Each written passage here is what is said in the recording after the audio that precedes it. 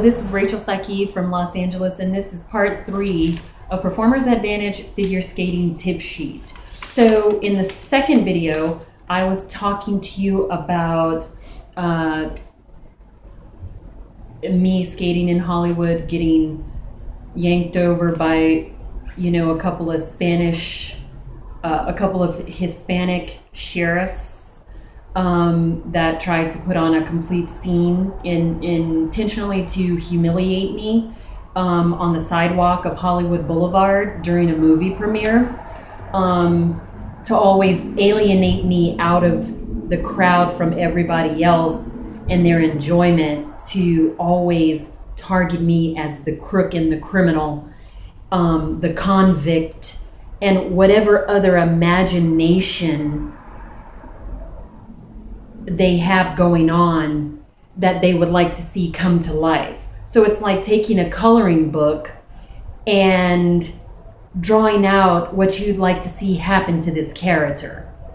And then they put all of their efforts and energy on a daily basis into making it a reality for them. So it's all about their imagination becoming a reality, utilizing victims and their targets that they stalk for months at a time in order to make these types of incidents occur.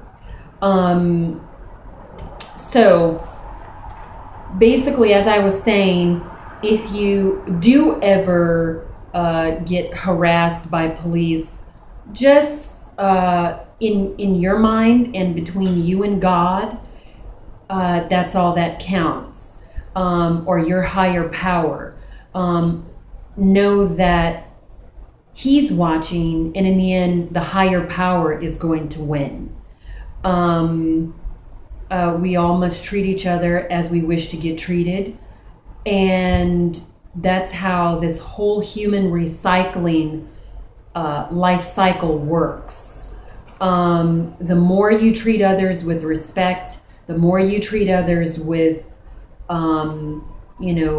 privilege, the more you, so to speak, bless others with goodness and good intentions, then those things will overpower badness toward you, and you will receive the same in return, whether it's from the same person that you passed it along to, or from different spirits that are in others,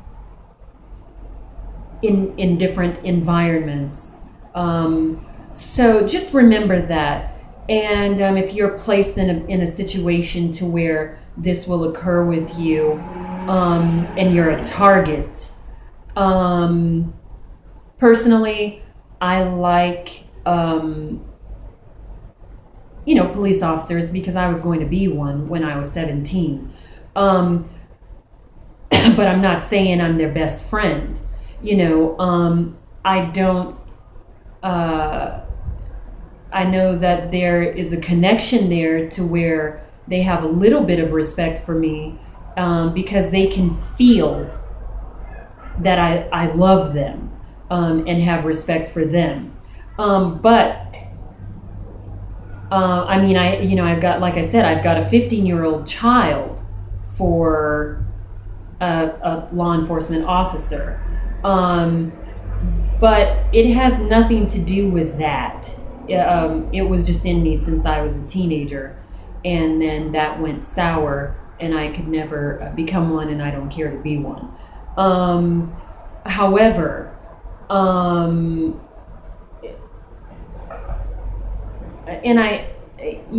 I did have a problem when I was going to be a police officer.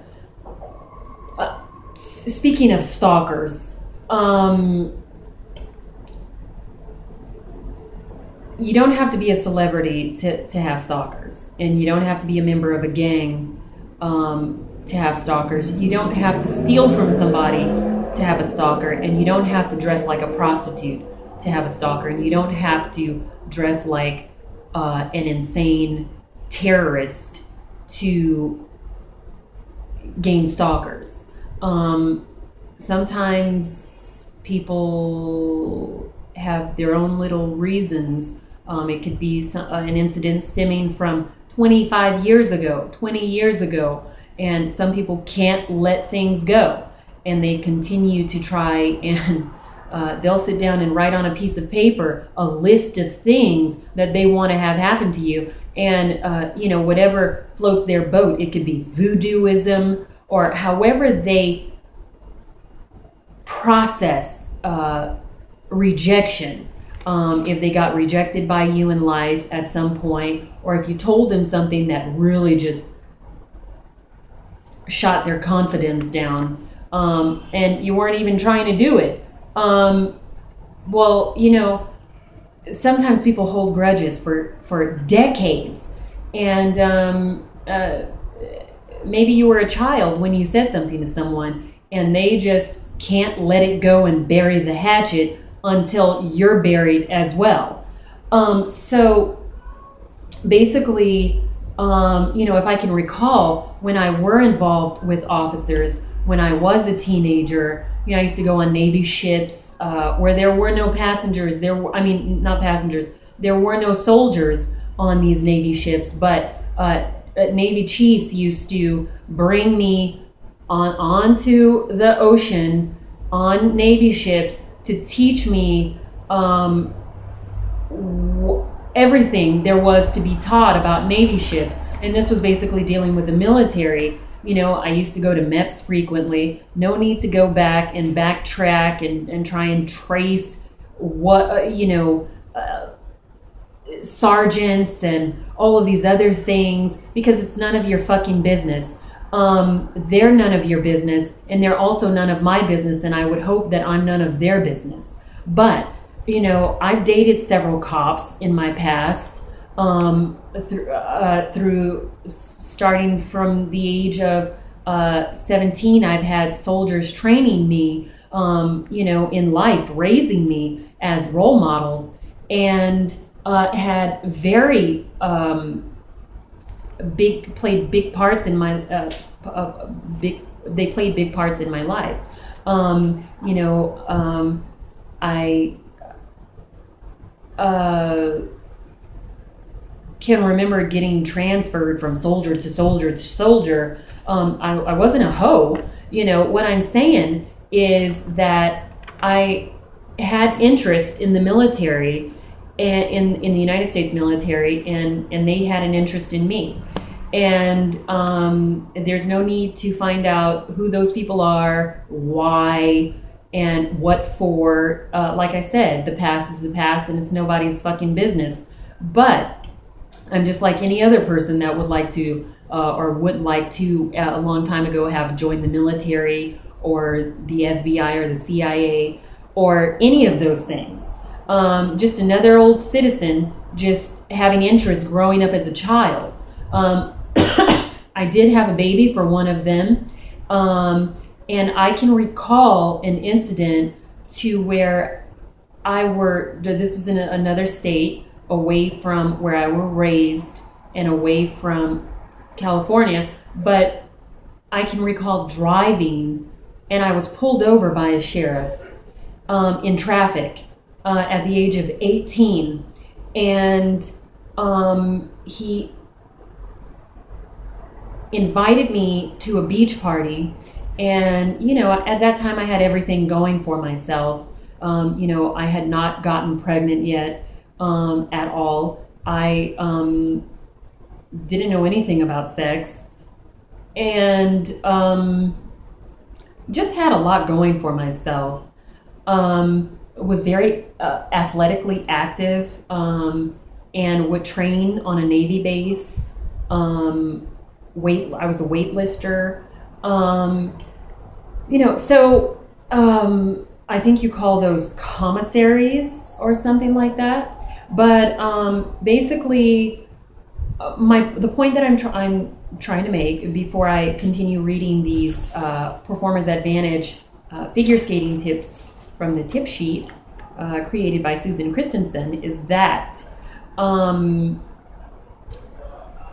I was pulled over by the sheriff, invited to a beach party, and I was living with a federal officer at that time.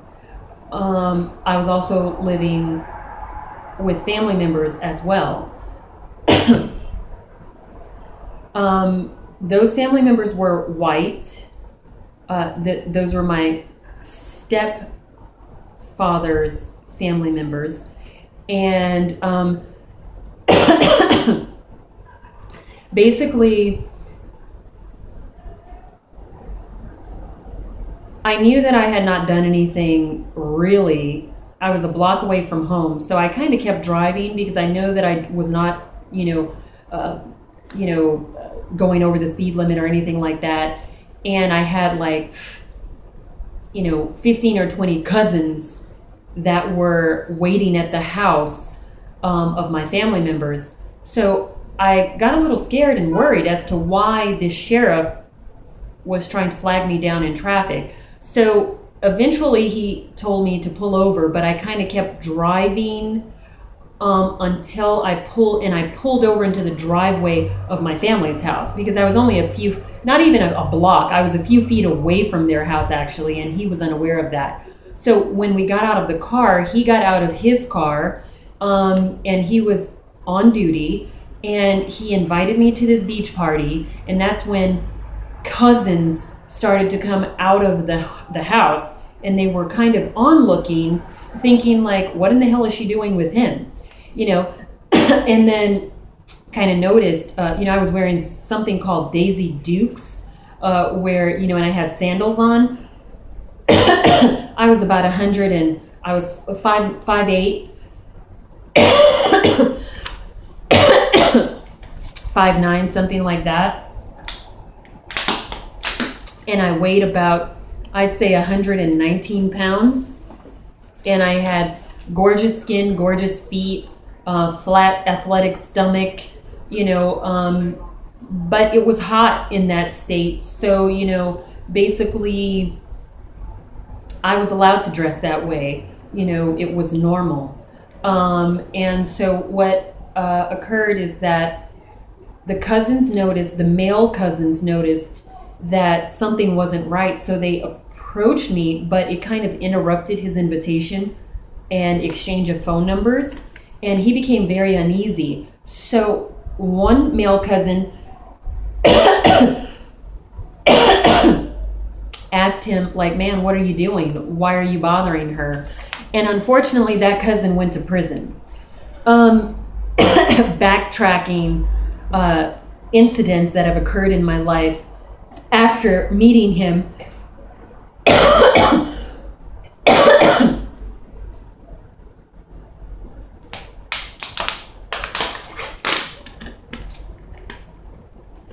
So, basically,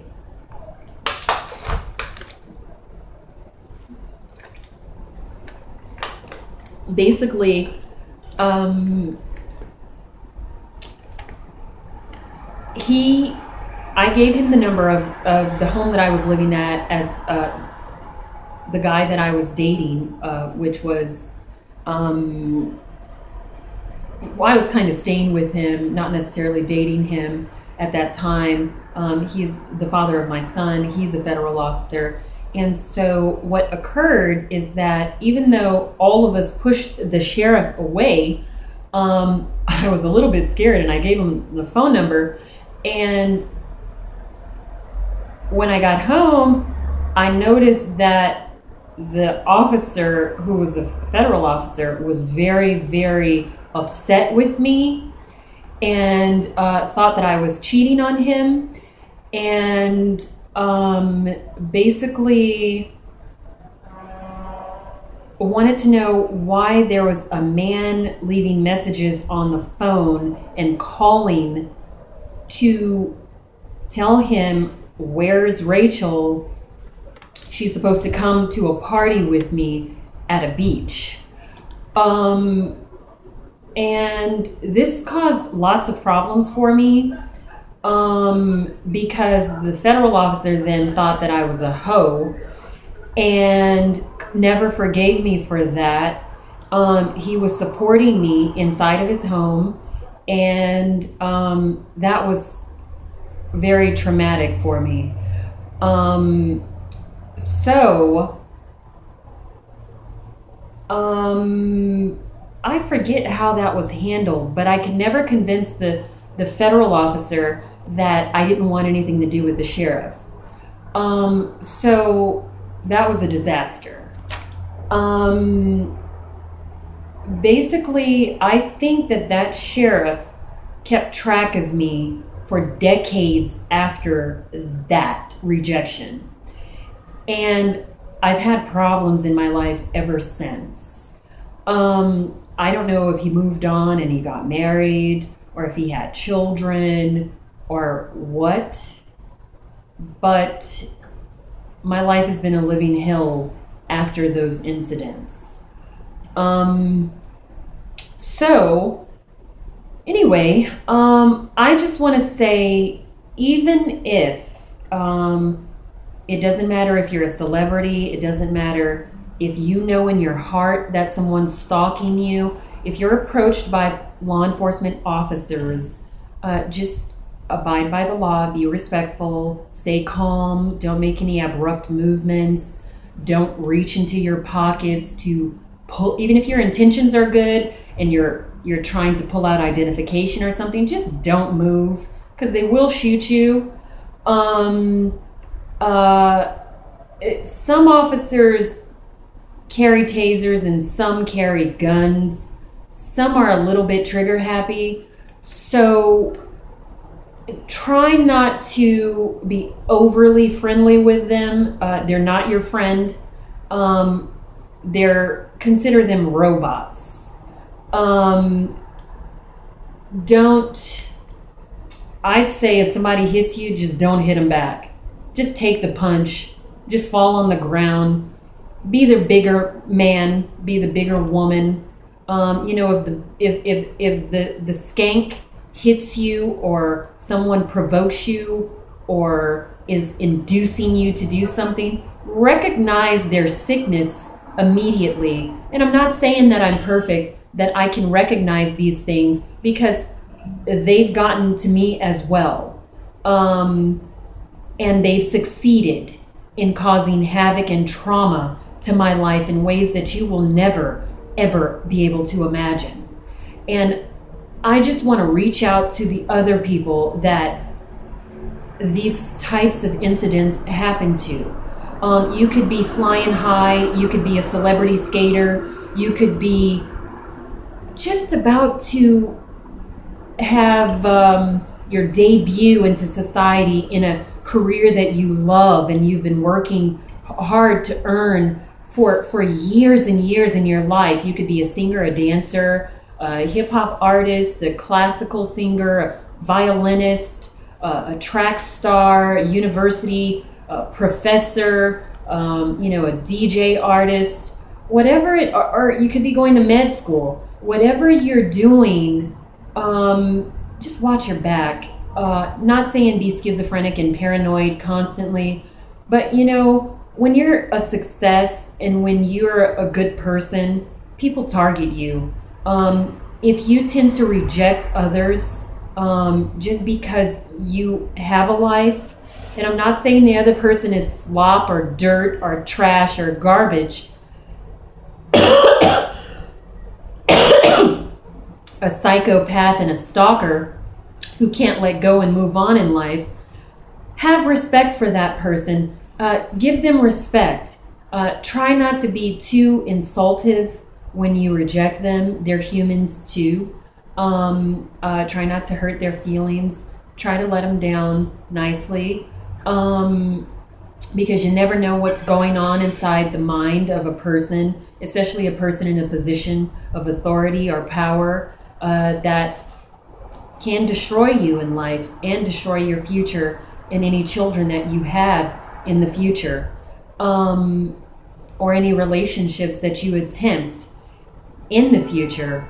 It could get very aggressive, and they could become your anonymous stalker, and they could put the word out with their family members or their buddies or whoever thinks it's a joke or thinks it's funny to go along with and enable their psychotic behavior.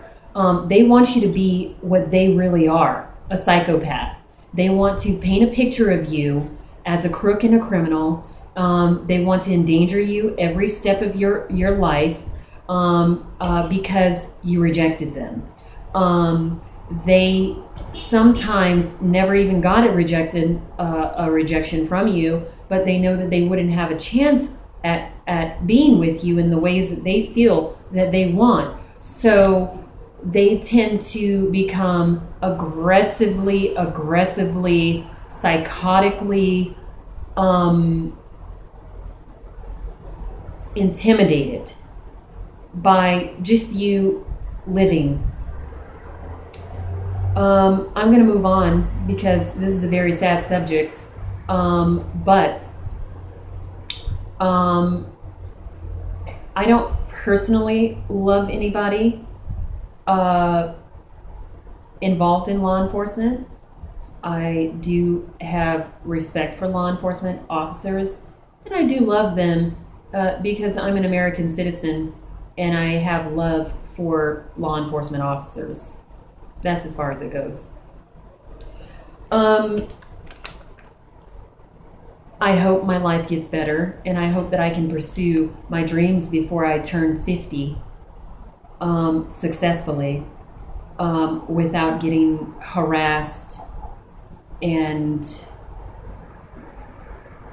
being placed in endangerment of losing my freedom every second on the hour on a daily basis annually.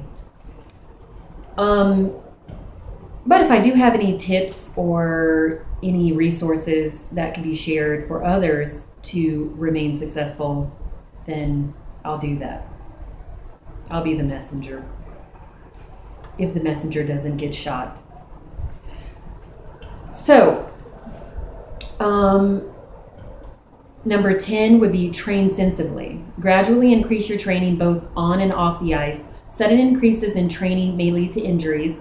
Plan ahead for camp situations by getting accustomed to an increased training time. Rest when you need it. It is amazing how much visualization helps you retain new information and techniques while allowing your body to rest.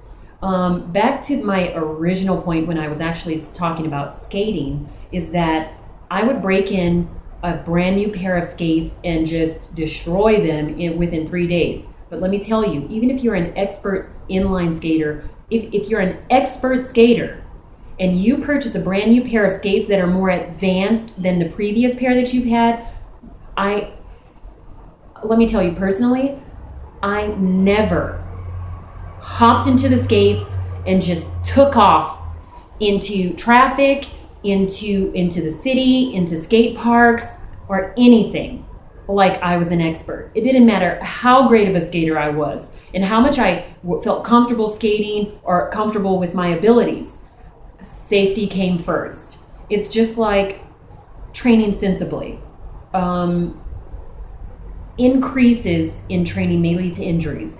Increases in advancement of the type of equipment you use may lead to injuries as well. So you have to become accustomed. Every time you make a change, take it slow. Take baby steps, crawl before you walk, and recognize how to prevent injuries. I pray that I never get injuries in anything that I do, but I do know what I'm experienced in, and this is what I'm experienced in. So basically, every time I broke in a new pair of skates, and usually when I were breaking in a new pair of skates, it was because I was moving on to a more advanced type of wheel, a more advanced type of size of wheel, a more advanced type of performance skate, or laces, or anything of that nature. I always had a partner with me that had a cell phone to call emergency or 911 in case of any emergencies, or an ambulance. I always went outside of the city into a safe area where it was only me and my partner breaking in the new pair of skates in a safe area, wearing knee pads, elbow pads, gloves for protecting the palms and the knuckles, and anything that I could find that would allow me to take my time and break them in. And for maybe the next 10 times that I skated, I would practice that same amount of caution. And then I was good to go. Once I felt comfortable with that advance, then I would move on to skating like normal. Skating is very dangerous if you do not know what you are doing. Number 12, listen to your number 11, create a master training calendar, and it's called periodization.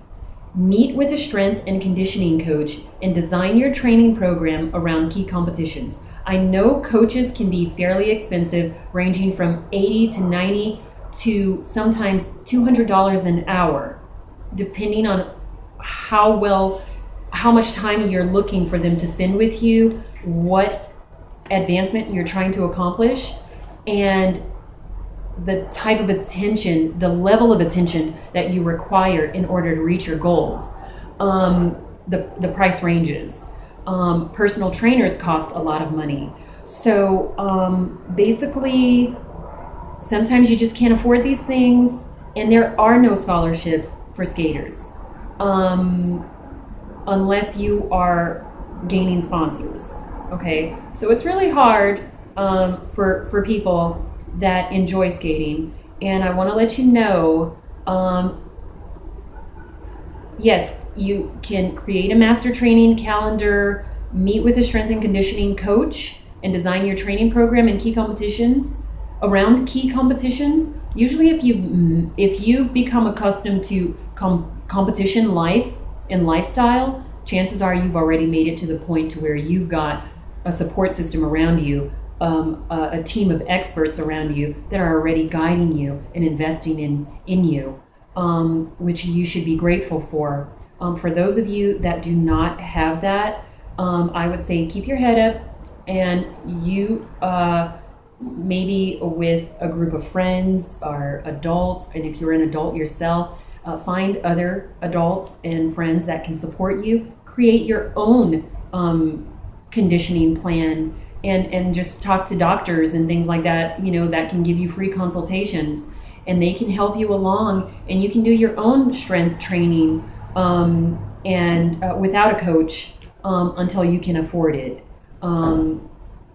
But if you are competing, those things just come with the territory. Number 12, listen to your body and seek early treatment for aches and pains.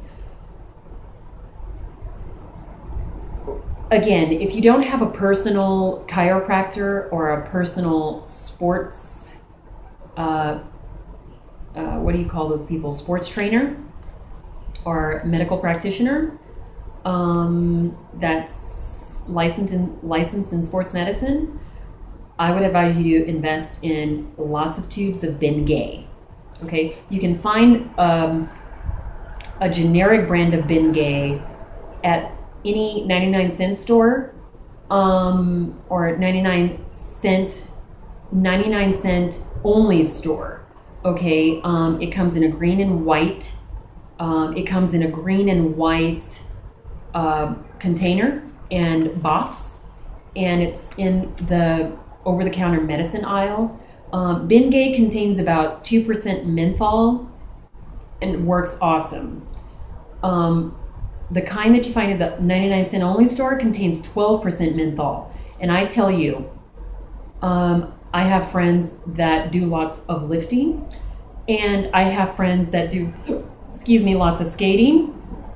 And basically, I recommend different tubes according to different tubes of the over-the-counter medicine, according to their level of pain and how chronic it is, including for myself, which is just a rub-on over-the-counter medicine. I don't recommend anything that's going to be oral or anything like that. So it is normal for your body to hurt. Oh, I'm sorry, my bad. Let me say that again. It is not normal for your body to hurt in any circumstances. Early recognition, diagnosis, and treatment of injuries can minimize time off. These are obviously recommendations for people that are on the competitive level. Injuries which become chronic and ongoing, chronic means ongoing, take longer to heal and may decrease performance. And it does, because if you're suffering from injuries from figure skating or any kind of skating, basically, except for skateboarding, I'm talking about inline skating, figure skating, speed skating, which utilize most of your muscles and requires lots of training and strength and agility. Basically,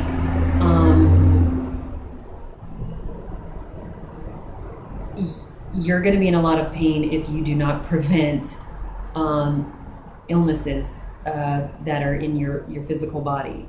It will decrease your performance. So it's best to recognize the slightest pain as fast as possible and try and care for it immediately so that you can conquer them as they come.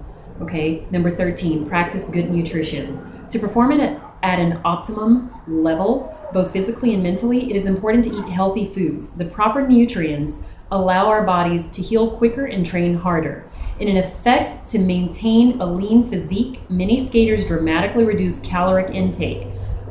However, when cutting calories, it becomes more difficult to meet the RDA of vitamins and minerals. It is even more important to make nutrient-dense choices when choosing meals. Avoid white flour, white sugar, red meat, and trans fats, which can increase inflammation and slow healing of our bodies. 14, stay hydrated, always. Everybody knows that. Drinking water is the best way to hydrate and detoxify the body without unwanted calories. Avoid sugar, high fructose corn syrup, caffeine, and carbonation. However,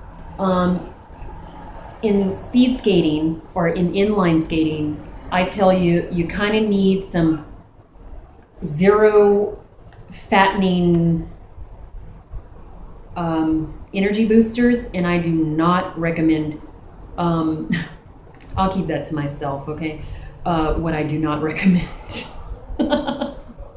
But I am not against sugar intake. Yes, it slows down the body. However, I don't mean scarf down chocolates. I mean pure sugar in the liquids. Pour it inside concentrated sugar drinks, okay, for those of you that need a boost of energy after skating for like 12 hours. But water's number one, okay? Sometimes you need that sugar though. 15, technique. Whether you are on or off the ice, proper technique is important in laying a good foundation for the future. Your skating instructor will help you to optimize practice sessions by teaching good, solid technique.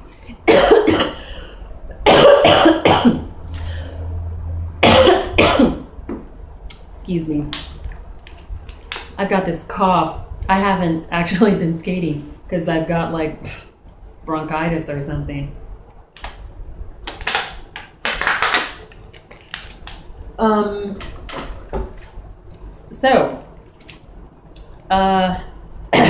If you got a cold or, bronchitis or something, stay off the ice. It's a good idea. I'm sure you already know that. Your skating instructor will help you to optimize practice sessions by teaching good, solid technique. An off-ice coach is helpful in teaching you about good body mechanics, including proper knee control. Many exercises can be modified by altering your body position to reduce joint stress.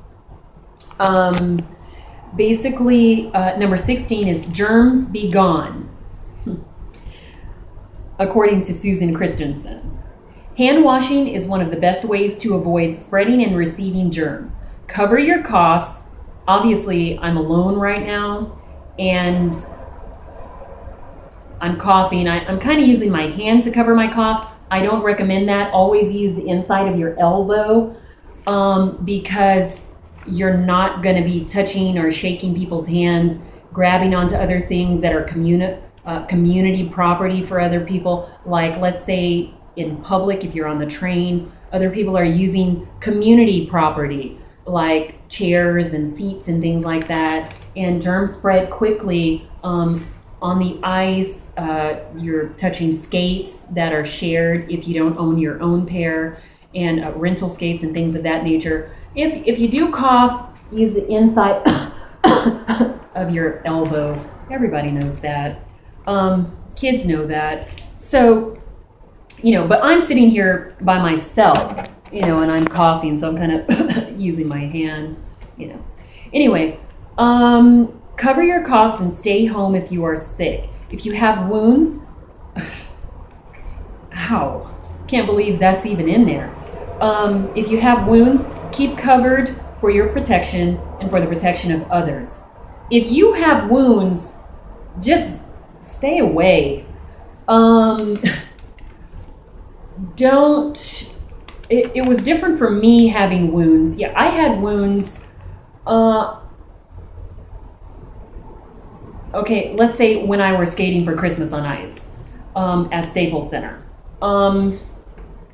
That's an exception because, they were using Bauer Vapor skates that were made of hard plastic, and I was warned before I got on the ice that, hey, you're gonna get some injuries, and I was like, yeah, okay, sure, no problem. So, I would say that I preferred the harder skates because when you're using hard skates, it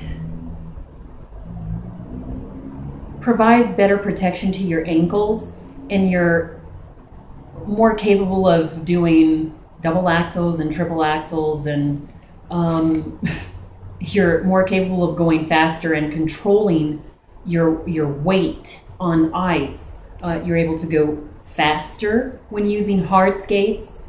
So she warned me, and I did get injuries, which are in the front of my ankle, and I still have the scars. I think